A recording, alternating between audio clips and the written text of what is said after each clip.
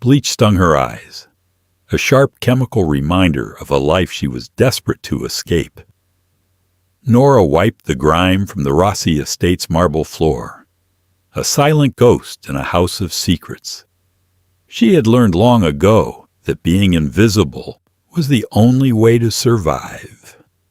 Then the heavy, rhythmic thud of leather soles halted inches from her bucket. The air turned freezing. "Come here," Carmine rasped, his voice a low, gravelly vibration that silenced her heartbeat. "Let me show you something." The ammonia burned the inside of Nora's nose, a sharp, sterile scent that she had long come to associate with safety. If she could smell the chemicals, it meant she was alone. It meant the sprawling, silent halls of the Rossi estate were empty of the men who filled them with noise, cigar smoke, and casual violence. She pressed her weight into the sponge, dragging it across the heavy mahogany baseboards of the primary study. Her knees ached against the thin foam pad. The cartilage in her right knee popped every time she shifted, a dull, rhythmic reminder that she was 28 and her body was already keeping a ledger of her exhaustion. The study was a cavernous room, suffocated by floor-to-ceiling bookshelves and heavy velvet drapes that blocked out the midday sun. It smelled of lemon oil, old paper, and faintly of copper, a lingering metallic tang that Nora never tried to identify. She wasn't paid to be curious. She was paid to make the dust disappear before Carmine Rossi returned from whatever import business kept him out until 3 a.m. She dipped her sponge back into the bucket. The water was turning a murky gray. She needed to change it. She grabbed the metal handle, her wet raw fingers slipping slightly against the cheap plastic grip, and pushed herself to her feet. The heavy brass handle of the study door clicked. Nora froze.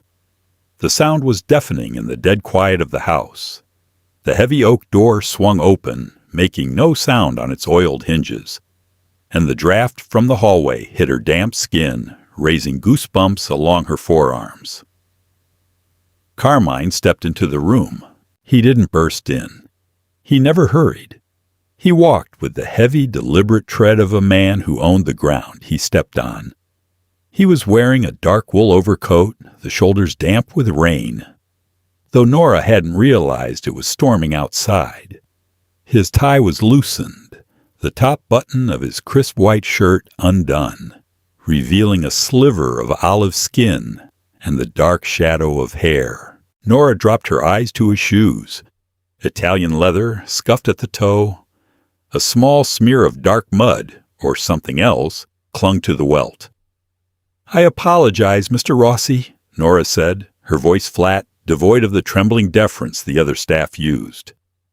She learned early on that fear was a scent these men tracked. Apathy was better armor. "I am behind schedule. The grout in the foyer took longer than expected. I'll leave." She reached for her bucket, keeping her movements slow, predictable, like dealing with a stray dog. Carmine didn't move from the doorway.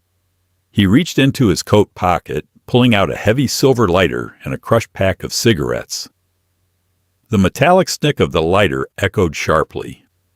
The smell of burning tobacco and flint mixed with the ammonia in the air, creating a nauseating cocktail. "Leave the bucket," he said. His voice wasn't loud, but it didn't need to be. It had a physical weight to it. Nora's fingers hesitated on the plastic handle. Her heart gave a singular heavy thud against her ribs. She didn't look up. "Sir?" "Leave it." He took a slow drag from the cigarette, the paper crackling faintly. "Come here." Nora's stomach plummeted. This was the moment she had spent 2 years avoiding. The moment she became a person in this house, rather than a piece of moving furniture. Being noticed by Carmine Rossi was a terminal diagnosis. She straightened up, wiping her wet, chemical-soaked hands on the rough cotton of her uniform apron. The fabric scratched against her cracked skin. She forced herself to look at his face. He looked tired. Deep purple shadows bruised the skin beneath his eyes, and the harsh line of his jaw was tight, grinding rhythmically. His eyes, a pale, washed-out gray that always reminded Nora of dirty ice, locked onto hers. There was no lust in them, no predatory gleam that she had seen in the eyes of his lieutenants. There was only a cold, mechanical calculation. "Let me show you something," he whispered. The proximity of his voice felt wrong. An intimate volume in a room far too large for it. He turned on his heel, expecting her to follow. Nora stood still for a fraction of a second. The instinct to run pulled at the muscles in her calves. But the front gate was 2 miles down a private, guarded road. Her apartment was a rented box. Her debt was a tangible, living thing that these men owned. There was nowhere to run. She swallowed the thick, sour saliva pooling in her mouth, let go of the bucket, and followed the scuffed leather shoes out of the study. The hallway stretched out like the belly of a whale, lined with dark wainscoting and lit by sconces that cast long, distorted shadows against the floorboards. Carmine walked 3 paces ahead of her. He didn't check to see if she was following. The assumption of her obedience chafed, a dull rub against her pride, but she kept her pace steady. The silence between them was thick, oppressive. The only sounds were the heavy, muffled thud of his shoes on the Persian runners and the soft, synthetic swish of her cheap uniform trousers. Nora's mind spun through a Rolodex of worst-case scenarios. Had she seen something she wasn't supposed to? Yesterday she had found a bloody hand towel stuffed behind a radiator in the guest wing. She had bagged it and thrown it in the incinerator, standard protocol. Had she thrown away evidence? Did they think she was a liability? Her palms began to sweat, the raw skin stinging as the moisture hit the micro-abrasions from the bleach. She pressed her hands flat against her thighs, rubbing them hard against the fabric to dry them. Carmine bypassed the main staircase and turned down the east wing. Nora's breath hitched. The staff didn't go down the east wing. It was Carmine's private quarters, a dead zone. The air here felt different, stale, heavy with the scent of cedar and closed doors. The lighting was dimmer, the bulbs emitting a low, buzzing hum that set Nora's teeth on edge. He stopped in front of a heavy, solid oak door at the very end of the hall. There was no keyhole. Instead, a sleek black digital keypad sat flush against the wood. Carmine punched in a 6-digit code. He didn't try to hide his hand. Nora looked away, staring hard at a knot in the wood paneling. She didn't want to know the code. Knowing things in this house was a death sentence. The lock disengaged with a heavy metallic clank. Carmine pushed the door open and stepped aside, gesturing for her to enter first. Nora hesitated. The doorway was a dark rectangle. The instinct to refuse clawed at her throat. She looked at him. Up close, she could see a faint smattering of freckles across the bridge of his nose, an absurdly human detail on a face that belonged to a monster. He smelled strongly of the rain now, damp wool masking the tobacco. "Go on," he said softly. Nora stepped over the threshold. The room was not a dungeon. It wasn't a bedroom either. It was a chaotic, windowless space that looked like it had been violently ransacked. Stacks of file folders covered a massive oak desk in the center. A large corkboard took up an entire wall, pinned with grainy photographs, maps, and tangles of red string that looked like a paranoid cliché. Except the faces in the photos were dead men Nora had read about in the Metro papers. The room smelled of stale coffee, ozone from the humming servers stacked in the corner, and the dry, dusty scent of old paper. Carmine walked past her, brushing so close that the damp sleeve of his coat grazed her bare arm. The fabric was cold. He moved to the desk, shoving a stack of manila folders aside to clear a space. They hit the floor with a heavy slap, papers spilling out onto the rug. He didn't care. He leaned against the edge of the desk, crossing his arms over his chest, and looked at her. Nora stood awkwardly by the door, her hands still clutched at her sides. She felt absurdly out of place, an extra who had wandered onto the wrong set. "Lock the door, Nora." Her name in his mouth sounded foreign. He had never used it before. She was always the girl, or simply addressed with a nod. The syllables felt heavy, deliberate. She turned and pressed the deadbolt. It slid into place with a definitive trapping sound. When she turned back, Carmine was holding out a single thin brown folder. "Take it," he said. She walked forward. Her legs felt hollow, like they were made of cheap plastic. She reached out, her fingers trembling slightly, despite her desperate attempt to keep them still. She took the folder. The cardboard was rough, the edges frayed. "Open it." Nora's throat was bone dry. She flipped the cover open. Inside was a single sheet of paper, a ledger printout, and a 4x6 glossy photograph paperclip to the top. Nora stared at the photograph. The air left her lungs in a silent, violent rush. The buzzing of the servers in the corner seemed to amplify, drowning out her own thoughts. It was a picture of a man sitting at a diner booth. He was laughing, a cup of coffee halfway to his mouth. He looked older, his hairline receding, but the crooked slope of his nose and the easy, arrogant set of his shoulders were unmistakable. It was David, her ex-husband, the man who had forged her signature on a line of credit, borrowed $50,000 from a loan shark affiliated with the Rossi family, and disappeared into the wind, leaving her holding the bag, leaving her to scrub floors to pay off the interest so they wouldn't break her brother's legs. "He's in Chicago," Carmine said. His voice cut through the static in her head. "Working at a car dealership, selling used sedans." Nora couldn't speak. She stared at the date stamp in the bottom right corner of the photo.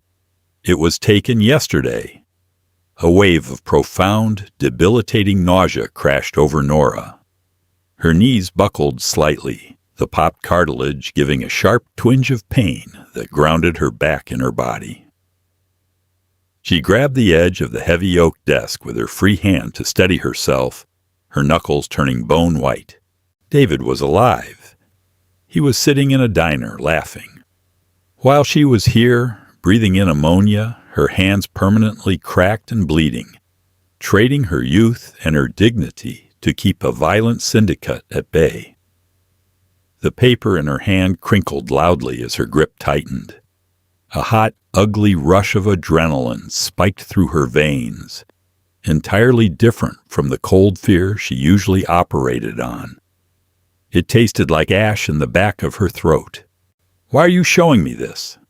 Her voice cracked. She cleared her throat, fighting the humiliating burn of tears in her eyes. She wasn't sad. She was furiously, violently angry. Carmine watched her. He didn't move to comfort her. He didn't offer a platitude. He just studied her reaction, his eyes tracing the rigid line of her shoulders, the tremor in her wrist. "Your debt is $75,000 now with the VIG," Carmine stated, his tone conversational, as if they were discussing the weather. "You pay me $400 a week. Most of it goes to interest. You will be scrubbing my floors until you are 60. "I know the math," Nora snapped, the deference finally burning away. She didn't care anymore. The sight of David's face had severed the tether that kept her docile. She threw the folder onto the desk. It slid and hit Carmine's hip. "I asked why you are showing me this. To rub it in? To remind me I'm a joke?" Carmine slowly reached down and picked up the folder. He looked at the photo of David, his expression blank. "No," he said quietly. I'm showing you this because the man who holds your paper, Sal Maroney, is a problem for me. He's skimming off the top of the docks. He thinks because he manages the street loans. I don't look closely at his books." Nora stared at him, trying to force her brain to process the shift in the conversation. "What does that have to do with me?" Carmine dropped the folder back onto the desk. He pushed off the edge and took a slow step toward her. Nora instinctively took a step back, her heel hitting the dropped papers on the floor. He was tall, too tall. When he was this close, the sheer physical mass of him was suffocating. He stopped just inches away, looking down at her. "Maroney keeps his personal ledgers in a safe in his office above the meatpacking plant," Carmine said, his voice dropping lower, forcing Nora to lean in slightly to hear him over the servers. "He doesn't trust digital. He's old school. I need those books." "So send one of your thugs to break his kneecaps and take them," Nora spat out. Her chest was heaving. The smell of his damp coat and the faint, minty scent of his breath was overwhelming. "Maroney's office is a fortress against men with guns," Carmine said, a dark amusement flickering in his pale eyes. "He expects violence. He's paranoid. He checks the cameras. He sweeps for bugs." Carmine paused, his gaze dropping to Nora's raw, bleach-stained hands gripping the edge of the desk. "But he employs a cleaning service, 3 women, every Tuesday and Friday night." The realization hit Nora like a physical blow. The air in the room suddenly felt entirely depleted of oxygen. She looked up at his face, searching for a joke, a trap. "You want me to steal from a mafia capo. I want you to walk in with a mop, open the safe while the other women are buffing the floors, put the ledgers in your trash bag, and walk out," Carmine corrected. "I don't know how to crack a safe." Nora's voice rose, bordering on hysterical. "I have the combination. If I get caught, he will kill me. He will cut me to pieces." She felt her chest tighten, a panic attack threatening to break through her ribs. "I'm a maid. I clean toilets. I don't—" "If you do this," Carmine interrupted, his voice slicing through her panic with cold precision, "your debt is gone. Erased." Nora stopped. The silence rushed back into the room. Carmine reached out, his large hand moving slowly so as not to startle her. He picked up the photograph of David and held it between them. "Your debt is gone," Carmine repeated. "And as a bonus, I will have someone pick up David from that diner in Chicago. I will have him brought to a warehouse I own by the docks. And I will give you the key." Nora's breath hitched. A cold, dark thrill shot through her, ugly and intoxicating. She hated herself for feeling it. She hated him for knowing she would feel it. She looked at the photograph. Then she looked up at Carmine Rossi. He wasn't asking her to be a hero. He was asking her to be an accomplice. He was offering her the one thing she hadn't had in 2 years: leverage. "Why me?" she whispered. "You could bribe one of his own cleaners." Carmine's eyes darkened, the gray turning to slate. "Because his cleaners aren't desperate. Desperation makes people sloppy." He tilted his head, studying her face with an intensity that made her skin prickle. "But you're not desperate, Nora. You're just angry. Angry people are precise." He held the photograph out to her. "So," Carmine murmured, the faint edge of a smile playing on his lips, "do you want to keep scrubbing floors, or do you want to hold the key?" The water from the showerhead was lukewarm, a sputtering, pathetic stream that barely rinsed the cheap soap from Nora's shoulders. She stood under it until her skin puckered, her forehead resting against the cold, mildew-stained tile of her cramped bathroom. She couldn't get the smell of Carmine's office out of her hair. The ozone, the stale tobacco, the heavy, expensive wool of his coat. It clung to her, a phantom weight pressing down on her collarbones. "Your debt is gone." She turned the rusted knob, shutting off the water. The pipes groaned in the walls of her apartment building, a run-down brick structure vibrating with the constant hum of the nearby interstate. Nora stepped onto the thin, threadbare mat, shivering as the draft from the cracked window hit her wet skin.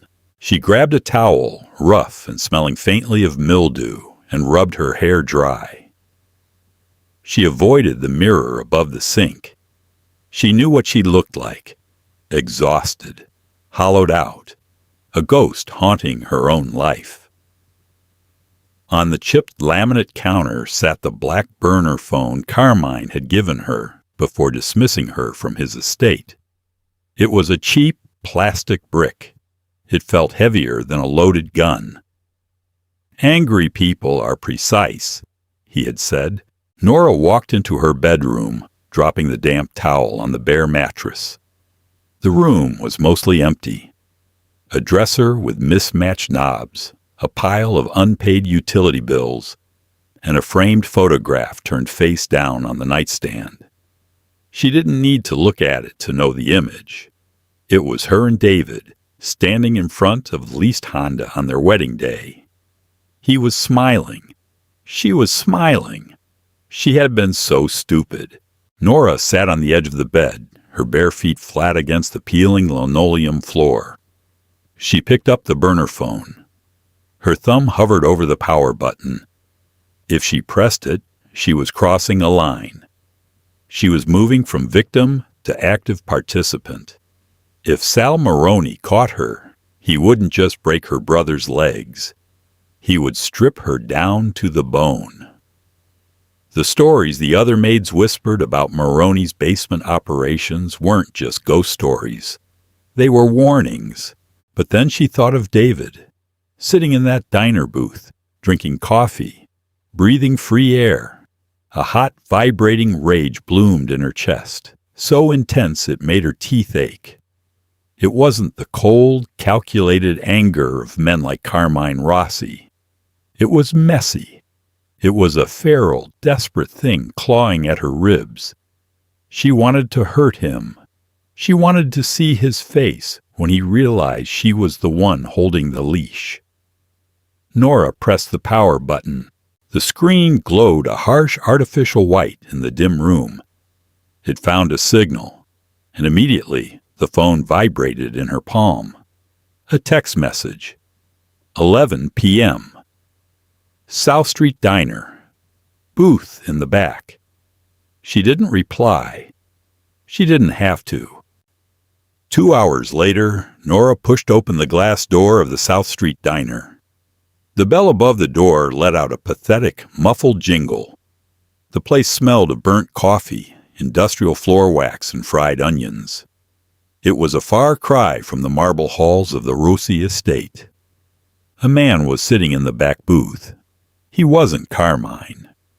Nora felt a sudden sharp sting of disappointment, immediately followed by disgust at her own reaction. Why would the boss come to a diner? The man was younger, wearing a cheap leather jacket over a dark hoodie. He had a scarred eyebrow and eyes that darted constantly toward the exits.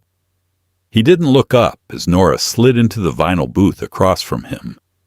The seat was torn, the yellow foam spilling out against her thigh. He slid a brown paper bag across the sticky laminate table. Nora kept her hands in her lap.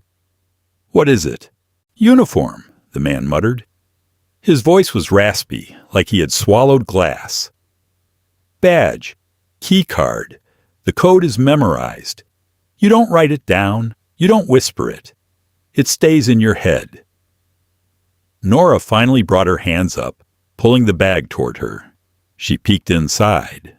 A stiff dark blue polyester polo shirt and matching trousers.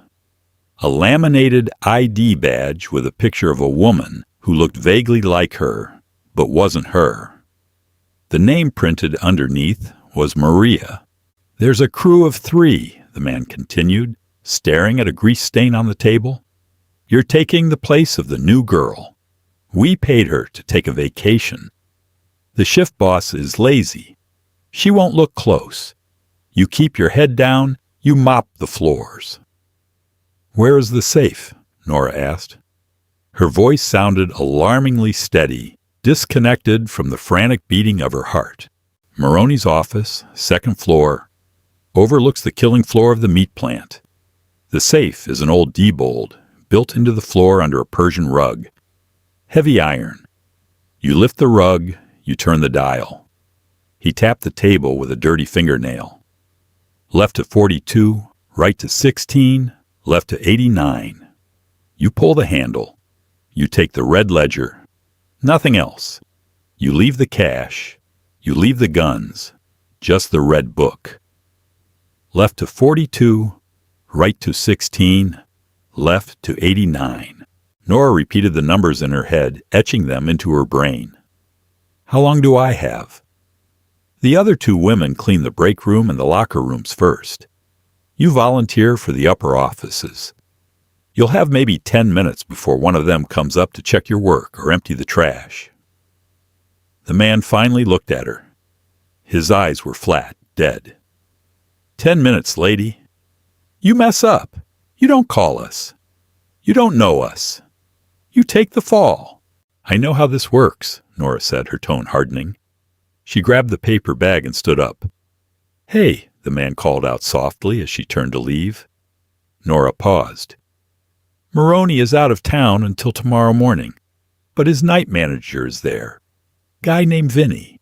He's got a bad temper and he drinks on the job. Don't let him see you."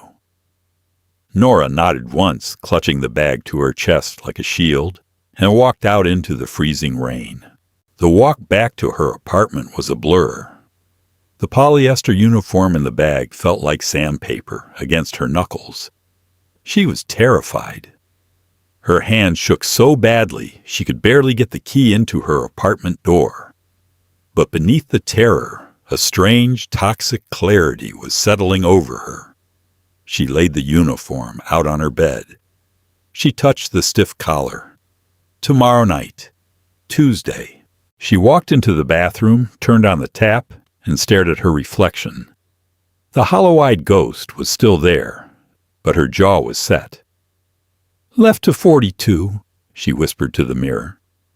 "Right to 16. Left to 89. She was going to burn David to the ground. And if she had to walk through Sal Maroney's fire to do it, so be it. The industrial van rattled violently over the potholes of the industrial district. The shocks were entirely shot. Nora sat in the back, her knees pressed together, staring at the ribbed metal floor. The van smelled overwhelmingly of stale sweat, cheap floral perfume, and the sharp bite of industrial cleaner. Beside her sat Rosa, an older woman with deep lines around her mouth who was asleep, her chin resting on her chest. Across from them was a younger woman Nora only knew as Cece, furiously texting on a cracked smartphone. Nora's skin crawled inside the stiff blue polyester uniform. It didn't fit right. The collar dug into her neck, and the pants were too long, bunching around the ankles of her black, non-slip work shoes. Underneath the shirt, taped securely to the small of her back, was a heavy, flat canvas bag. "Keep your head down." The van lurched to a halt, the brakes squealing in protest.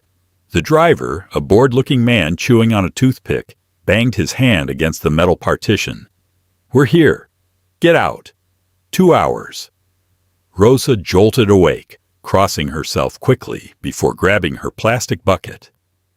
Cece shoved her phone into her pocket and sighed heavily. Nora followed them out the back door, stepping into a puddle of oily, freezing water. The air was entirely different here. It wasn't just cold, it was heavy. A thick, metallic stench coated the back of Nora's throat. The undeniable smell of raw meat, blood, and ozone. They were standing in the loading bay of Maroney Prime Meats. Towering brick walls loomed over them, windowless and grim. The hum of massive refrigeration units vibrated through the concrete under Nora's feet. They walked in single file toward a heavy steel security door. A guard sat behind a bulletproof glass window, watching a small television. He barely glanced at them as Rosa held up her badge to the scanner. It beeped green. Cece went next. Beep. Nora stepped up. Her hand was sweating so profusely, she nearly dropped the laminated ID. She pressed it against the glass.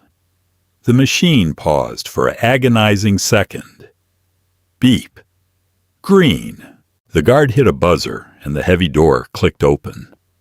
Nora exhaled a breath she didn't realize she was holding, following the women inside. The temperature dropped another 10 degrees the moment they crossed the threshold. The hallways were stark white, lit by harsh, buzzing, fluorescent tubes that made everyone look jaundiced. To their right, massive double doors with round porthole windows led to the processing floor. Through the glass, Nora caught a glimpse of hanging carcasses, pale and morbid under the lights, moving slowly along a mechanized track. "Okay, new girl," Rosa said, her voice raspy from sleep. She shoved a heavy industrial mop and a bucket toward Nora. "You take the front offices and the stairs. Cece, break room. I got the locker rooms. We meet back here in 90 minutes. Do not go on the processing floor. The night crew is working, and they don't like us in the way." "Got it," Nora mumbled, keeping her face tipped down, letting her dark hair fall forward to obscure her profile. She filled her bucket at the slop sink, the smell of bleach instantly calming her nerves. It was a familiar scent, a working scent. She gripped the wooden handle of the mop and pushed the rolling bucket toward the stairwell. The physical labor was a weird kind of camouflage. Nobody looks at the cleaning lady. She is part of the architecture, like a potted plant or a radiator. Nora leaned into the roll.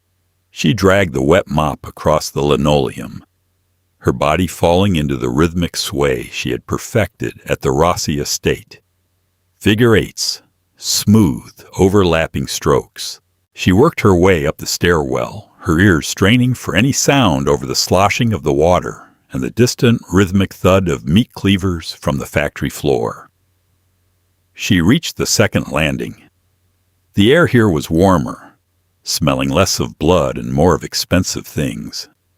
Leather, cigar smoke, stale bourbon. The hallway was lined with closed doors, but at the very end, past a small waiting area, were double mahogany doors. Maroney's office. Nora left the bucket by the stairs. She gripped the mop handle tightly, using it as a prop, and walked swiftly down the carpeted hall. Her heart was beating so hard it felt like a trapped bird battering against her ribs. She reached the double doors. She didn't knock. She just turned the brass handle. It clicked open. The hinges were silent. Nora slipped inside, shutting the door behind her with a soft snick. The office was a shrine to old-school mobster arrogance. Dark wood paneling, a massive mahogany desk, heavy leather armchairs, and a faintly ridiculous taxidermy bear standing in the corner. The blinds were drawn, but the ambient light from the street lamps outside cast long, skeletal shadows across the floor. Nora didn't waste time looking at the decor. She dropped the mop. The safe is an old Diebold built into the floor under a Persian rug. She dropped to her hands and knees, the popped cartilage in her right leg giving a sharp throb of protest. She crawled toward the center of the room, her hand skimming the thick red and gold Persian rug. She grabbed the heavy fringed edge and threw it back. There it was. A dull black iron square set flush into the floorboards. The dial in the center was cold metal. Nora wiped her sweaty palms on her uniform pants. She reached around to the small of her back, untaping the canvas bag and pulling it around to her front. She took a deep, shuddering breath. The air in the room was suffocating. She pressed her fingers to the dial. Left to 42. She spun it left, past 0, stopping precisely on the notch for 42. The mechanism inside clicked with a heavy, satisfying sound. Right to 16. She reversed direction. Her hands were shaking violently now. She missed the 16 by a fraction, her breath catching in her throat. She had to freeze, steady her hand, and delicately tap it back into place. Click. Left to 89. She spun it left again. 70. 80. 89. Click. Nora grabbed the heavy iron handle. She squeezed her eyes shut and pulled upward. The door was incredibly heavy, grinding slightly against its housing, but it swung open. A wave of stale, papery air drifted up from the dark cavity. Nora leaned in. The safe was deeper than she expected. There were stacks of banded $100 bills, a sleek black handgun resting on a velvet cloth, and tucked in the corner, a thick leather-bound ledger. It was dark red. Just the red book. Nora reached down. Her fingertips brushed the leather. It felt cold. She gripped the spine and pulled it out. It was heavy, packed with pages of handwritten ink. She shoved it into the canvas bag and zipped it shut. She did it.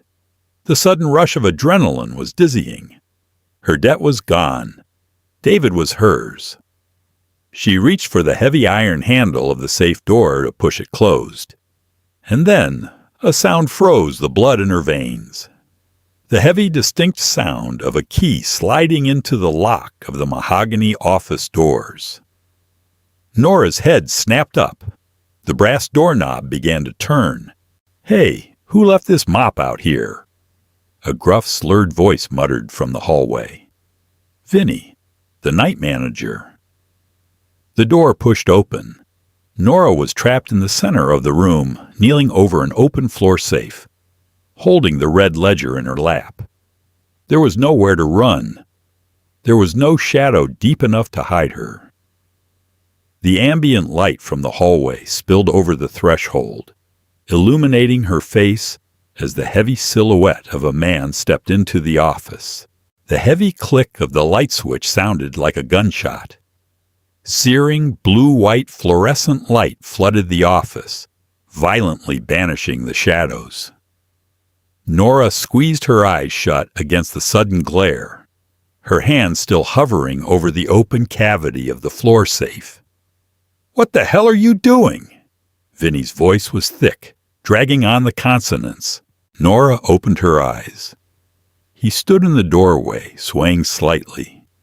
He was a large man, his gut straining against the buttons of a cheap dress shirt. A damp stain spread across his collar, and the smell of sour mash whiskey and old onions hit Nora's nose, overpowering the leather and cigar smoke of the room. For a single, elastic second, neither of them moved. Nora's brain misfired. The instinct to freeze, the prey animal's last desperate gamble, rooted her to the floorboards. Vinny's bloodshot eyes drifted from the wet mop in the hallway to Nora's stiff blue uniform, and finally down to the pulled-back Persian rug and the gaping black hole of the safe. The drunken fog cleared from his face, replaced by a sudden ugly clarity. He didn't yell for security. He reached behind his back, lifting the hem of his untucked shirt, his thick fingers grasping the checkered grip of a pistol tucked into his waistband.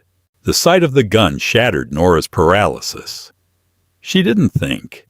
There was no calculated strategy, no martial arts precision. There was only blind, feral panic.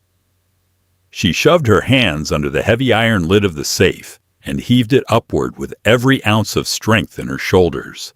Vinny stepped forward just as the solid iron plate swung on its hinges. The edge of the thick metal caught him directly on the shin. A loud, wet crack echoed in the room, followed instantly by a guttural scream.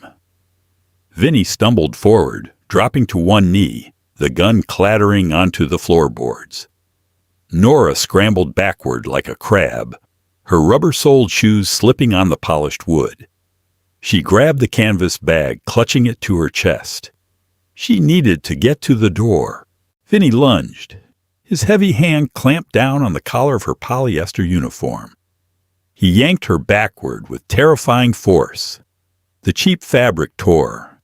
Nora lost her footing, her skull cracking hard against the sharp edge of the mahogany desk. White light exploded behind her eyes. A sickening wave of nausea rolled through her stomach. She tasted blood, sharp, metallic, welling up from where she had bitten her tongue. "You stupid bitch!" Vinny spat, his breath hot and wet against her face.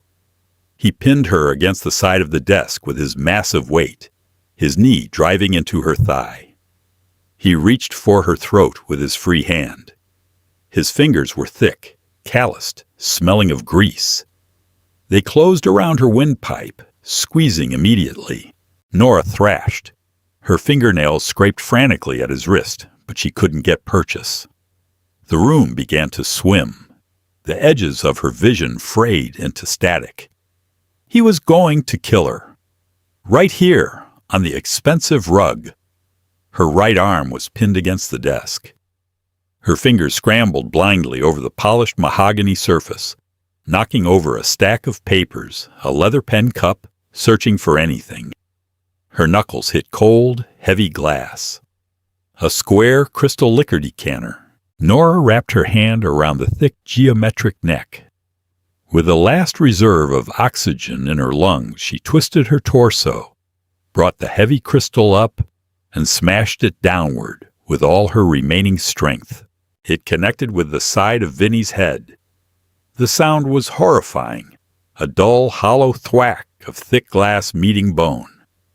The decanter didn't shatter, but the heavy glass stopper popped off, and a wave of amber liquid splashed across Vinny's face and Nora's chest. The smell of cheap bourbon burned her nose. Vinny's grip on her throat vanished.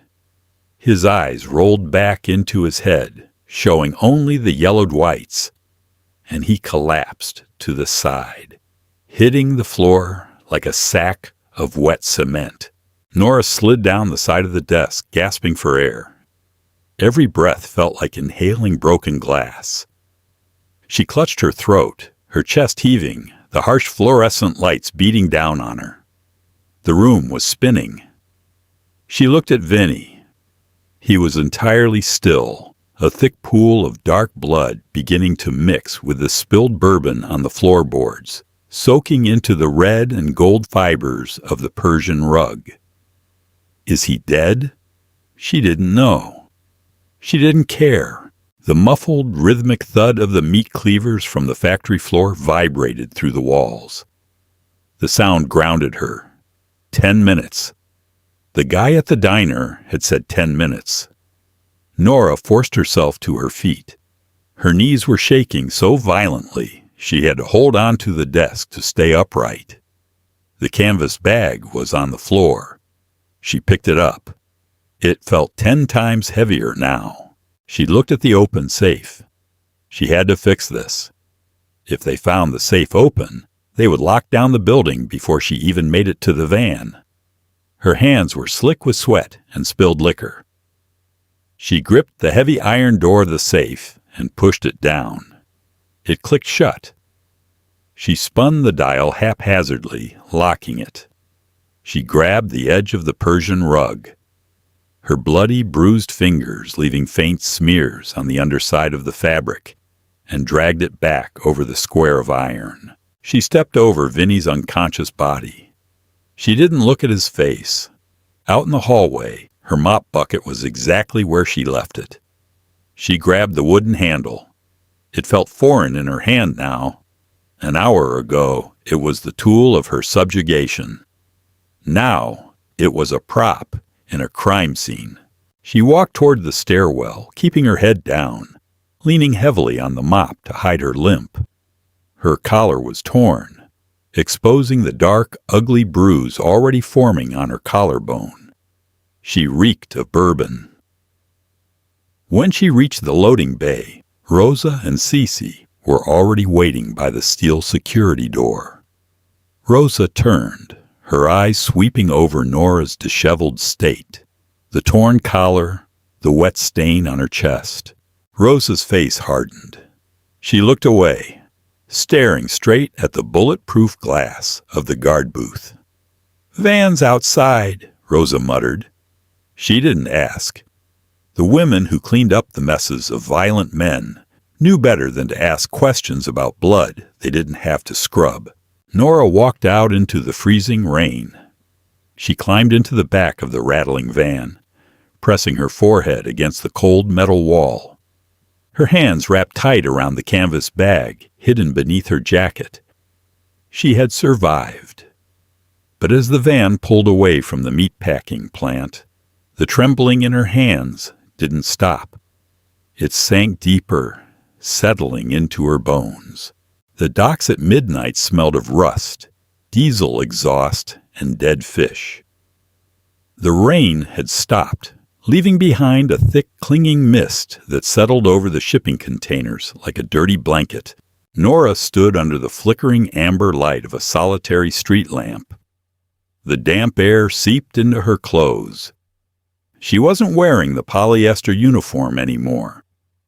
She wore her own jeans and a heavy wool sweater pulled up high to cover the dark, finger-shaped bruises wringing her neck.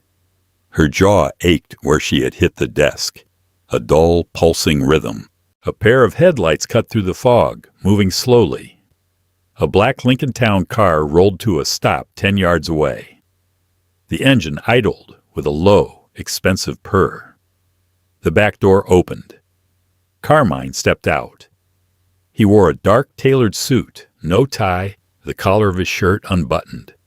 He looked entirely out of place against the backdrop of rotting wood and rusting cargo ships, yet perfectly comfortable in the shadows. He didn't carry an umbrella. He just stood by the open door, watching her. Nora walked toward him. Her boots splashed in the oily puddles. She didn't stop until she was a few feet away. Up close, the pale gray of his eyes was unnerving. He looked at her neck, lingering on the edge of the bruising visible above her sweater. He didn't offer sympathy. He noted the damage, like a mechanic assessing a dented fender. Nora reached into her jacket and pulled out the heavy canvas bag. She held it out. Carmine took it. He unzipped the top, pulling the thick red leather ledger into the amber street light. He flipped it open, scanning the handwritten columns with a practiced eye. A slow, terrifyingly genuine smile spread across his face. It changed his entire demeanor, making him look younger, sharper, deadlier. "Maroney is going to bleed from the inside out when the commission sees this," Carmine said softly, closing the book. He looked back up at Nora. "Was it difficult?" "Vinny came in," Nora said. Her voice was completely flat. "He had a gun." Carmine's smile vanished. His eyes narrowed slightly. "You left a body." "He's breathing, or he was when I left. I hit him with a decanter." Silence stretched between them. A foghorn groaned somewhere out on the water. A mournful, heavy sound.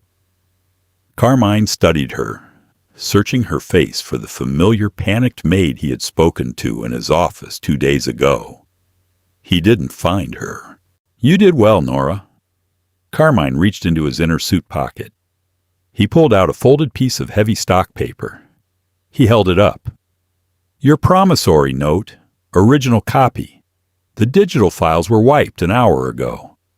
He slowly tore the paper in half, then in quarters, and let the pieces fall onto the wet asphalt. "Your debt is settled. You are free." Nora stared at the torn paper in the puddle. It was just trash now. $75,000 of suffocating terror reduced to wet pulp. She thought she would feel a rush of euphoria. She thought she would cry. Instead, she just felt cold.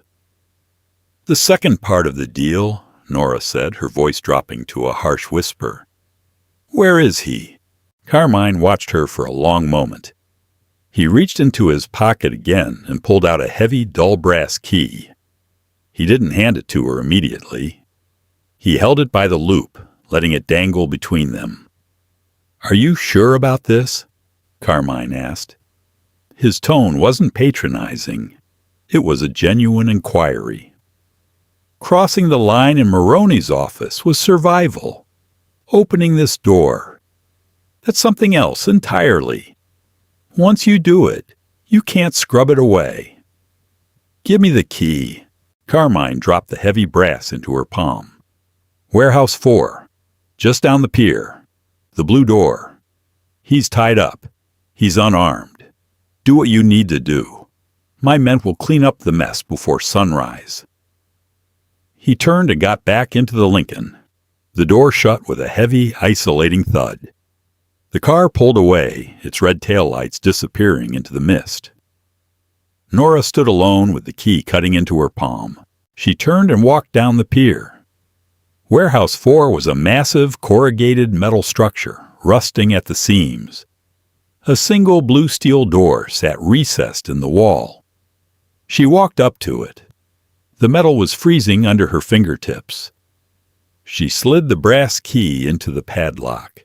It turned smoothly. She pulled the lock free, unlatched the heavy sliding bolt, and pushed the door open.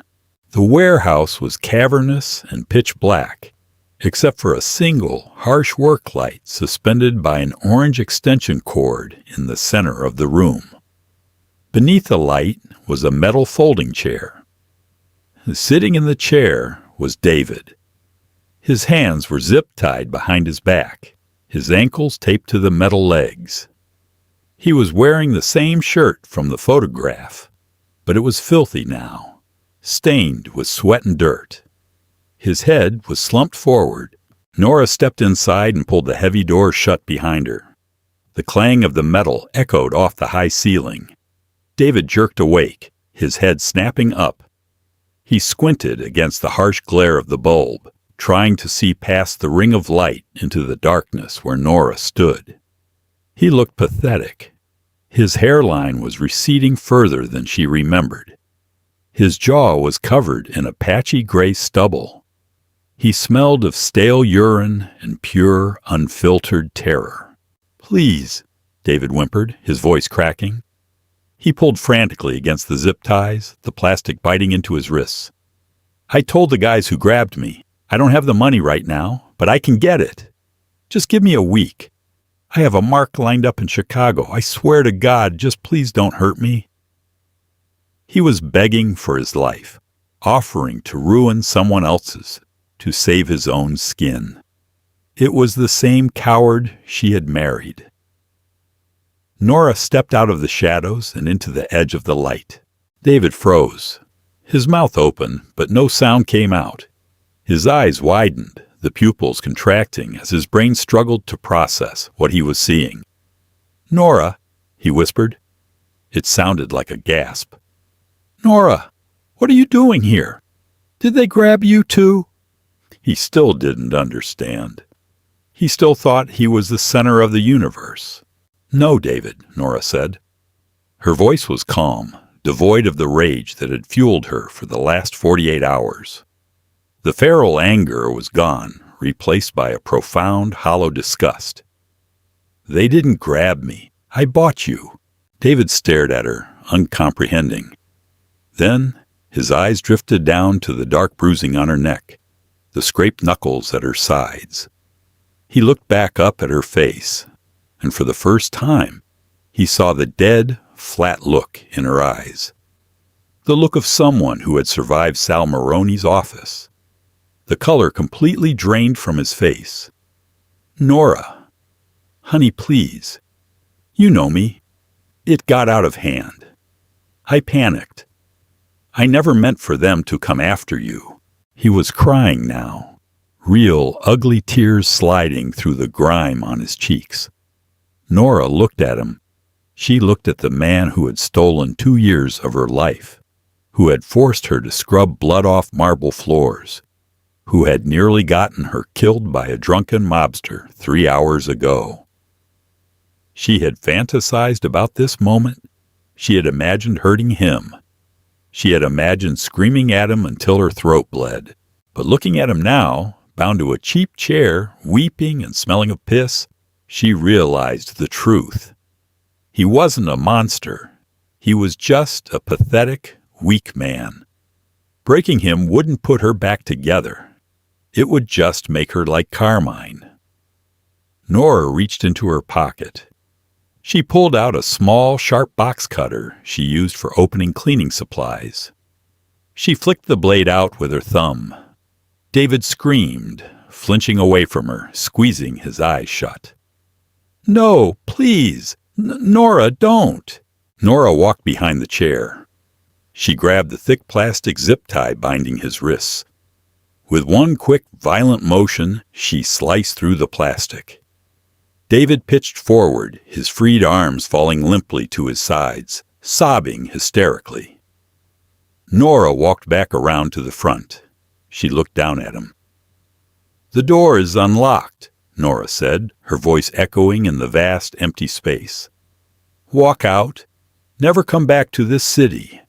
If I ever see your face again, I will let Carmine Rossi keep you." She turned around and walked back toward the heavy blue door. She didn't look back to see if he was standing up. She didn't care. The leash was gone. She was finally, completely alone.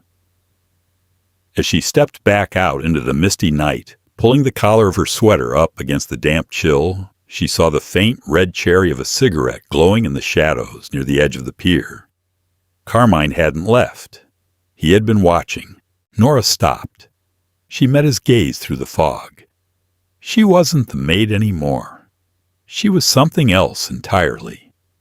And as Carmine took a slow drag of his cigarette, watching her walk away into the dark, she knew the game between them had only just begun. For 3 days, Nora didn't leave her apartment. She slept. It wasn't a restful, restorative sleep. It was a heavy, suffocating coma, broken only by sudden, violent jolts of adrenaline that left her gasping, clutching the cheap cotton sheets. Her body was processing the trauma at a cellular level. The bruises on her neck shifted from an angry, mottled purple to a sickly, jaundiced yellow.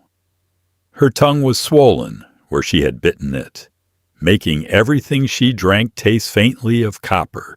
On the 4th morning, the silence of her apartment became unbearable. For 2 years, her life had been dictated by a ledger. Every scrub brush, every cracked knuckle, every hour of overtime had a numerical value attached to it. Now, the ledger was torn pulp in a puddle on the docks. The sudden absence of that weight didn't feel like freedom. It felt like vertigo. She stood by her rusted kitchen sink, brewing cheap, pre-ground coffee. She watched the dark liquid sputter into the glass pot.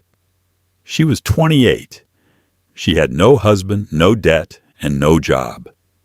She should have been looking at the classifieds. She should have been packing a bag to leave the city. But every time she tried to imagine sitting in a fluorescent-lit cubicle, typing data into a spreadsheet, a phantom weight pressed into her palms.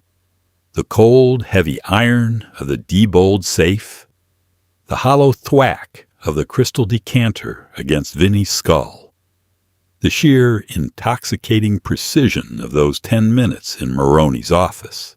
Normal life felt like a poorly written script. She had seen behind the curtain. She had walked through the fire and realized, with a sickening jolt, that she didn't burn. Nora poured her coffee into a chipped ceramic mug. She didn't add milk. She drank it black, letting the bitter heat sear the back of her healing throat. She needed groceries. The milk in her fridge had soured, the smell hitting her every time she opened the door, reminding her uncomfortably of the meatpacking plant. She pulled on a thick gray sweater, zipping it up to her chin to hide the fading fingerprints on her throat, and walked down the 3 flights of stairs to the street. The morning air was crisp, biting at her cheeks. The city was loud, oblivious to the subterranean wars being waged beneath its concrete. Nora walked 2 blocks to the corner bodega. She bought a loaf of bread, half a dozen eggs, and a carton of milk. The mundane transaction felt absurd. The cashier, a bored teenager chewing gum, handed her the change. Nora stared at the coins in her palm. They felt meaningless. She stepped out of the bodega, the plastic bag cutting into her fingers. A black Lincoln Town car was idling at the curb, its tires resting perfectly parallel to the cracked sidewalk. Nora stopped.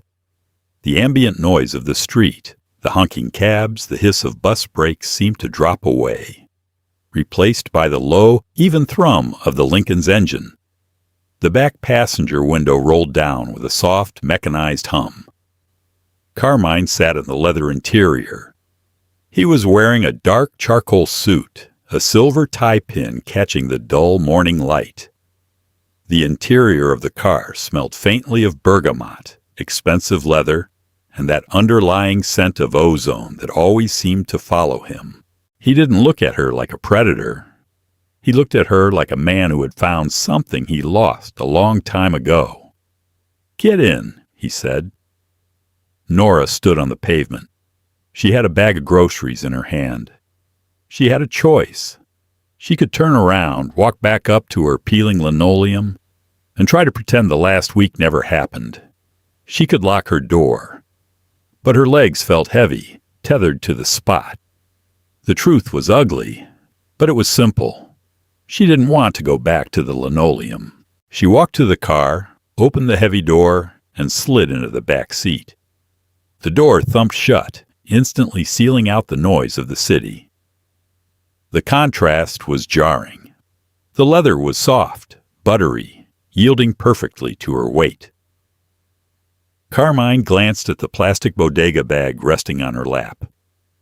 "Milk and eggs. You're settling back into civilian life." "I have to eat," Nora said, keeping her voice level. The proximity to him made her skin prickle.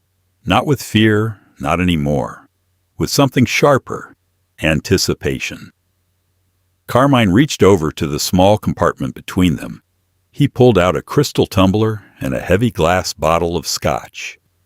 He poured 2 fingers, the amber liquid splashing softly against the glass. He didn't offer her any. He took a slow sip, his pale eyes fixed on her face. "Maroney's territory is bleeding," Carmine said, his voice a low, gravelly hum in the quiet car. "The commission saw the ledger. He's been sidelined. His lieutenants are scrambling, tearing each other apart trying to secure the scraps. It's chaotic." Nora stared straight ahead at the back of the driver's headrest. "Why are you telling me this?" "Because chaos is profitable, but only if you have people who know how to navigate it without making noise." Carmine swirled the scotch in his glass. "My men are soldiers. They break things. They make a mess. I have accountants who know how to hide numbers.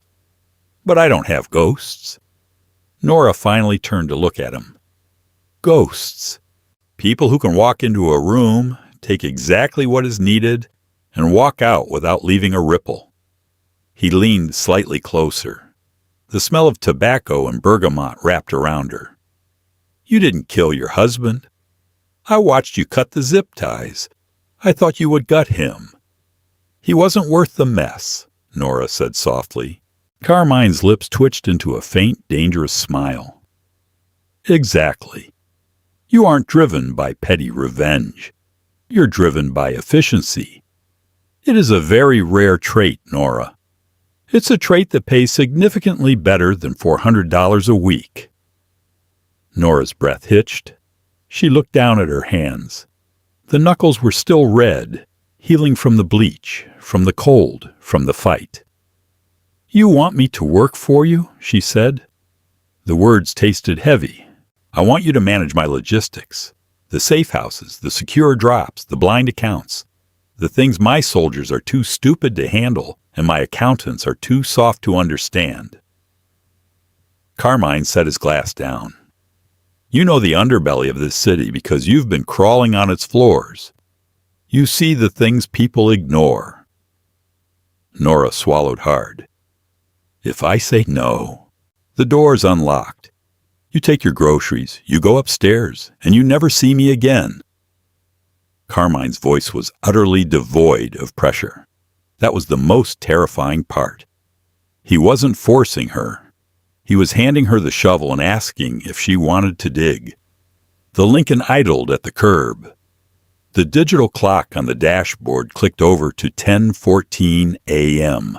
Nora stared at the yellowing bruise on the back of her own hand. The contradiction inside her was violent, a war between the exhausted woman who just wanted to sleep and the awakened feral thing that had shattered a crystal decanter against a man's skull to survive. She hated Carmine Rossi. She hated him for the 2 years of indentured servitude, for the casual cruelty of his world. But as she sat in the heavy, leather-scented quiet of his car, she realized something far more disturbing. She understood him, and he understood her. David had been married to her for 4 years and never saw past her soft edges. Carmine had looked at a woman scrubbing his baseboards and seen a weapon. I don't know how to run logistics, Nora said, her voice dropping, losing the defensive edge. You didn't know how to crack a Diebold safe 3 days ago, Carmine replied smoothly. You learn, or you don't survive. You've already proven you know how to survive. He reached into his jacket. He didn't pull out a folder or a photograph this time. He pulled out a sleek black key card. He laid it gently on the leather armrest between them. There is a penthouse in the financial district, owned by a shell corporation.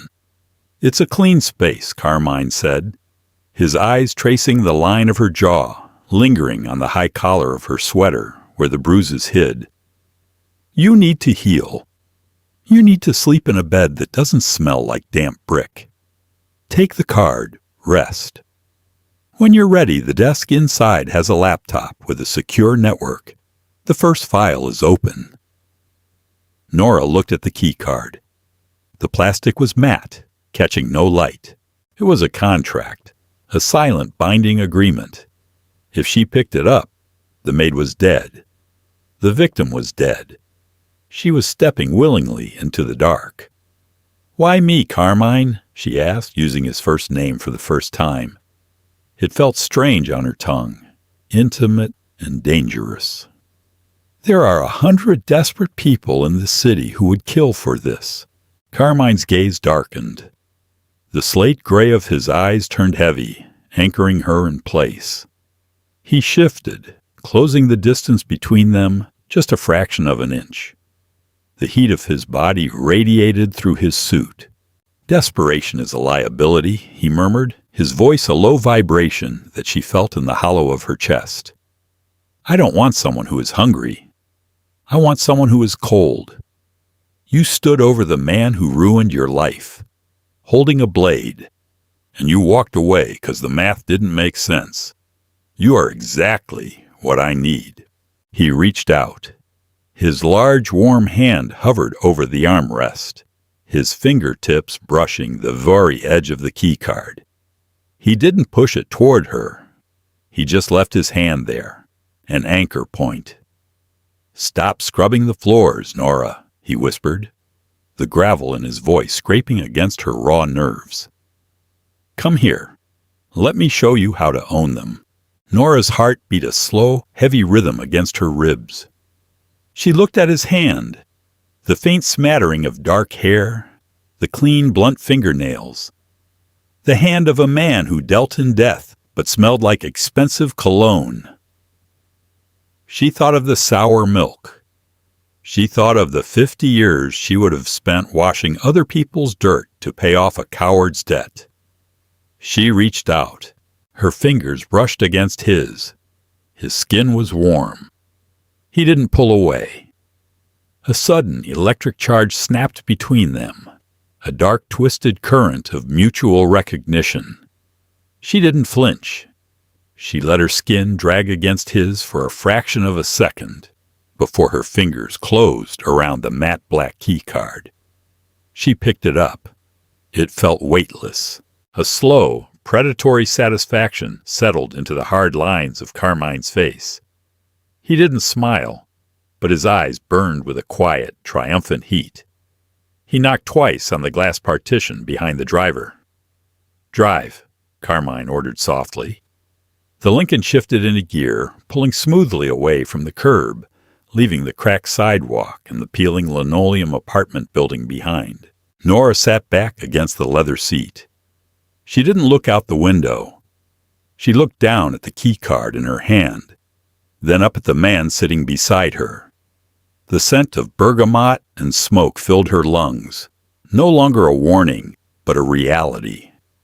She had traded one cage for another, but this time, she was the one holding the key. And as the car slipped seamlessly into the shadowed, moving arteries of the city, Nora realized she wasn't afraid of the dark anymore. She was becoming part of it. Nora has made her choice, trading her mop for a place in Carmine's empire. But the cost of her new power is a total descent into the dark. Did she make the right call? Or did she just lock herself in a much more dangerous cage? Let me know your thoughts down in the comments. If you felt the tension of this slow-burn mafia thriller, hit that like button and share this story with someone who loves a dark, gritty romance. Make sure you subscribe and turn on notifications so you never miss our next immersive audio drama.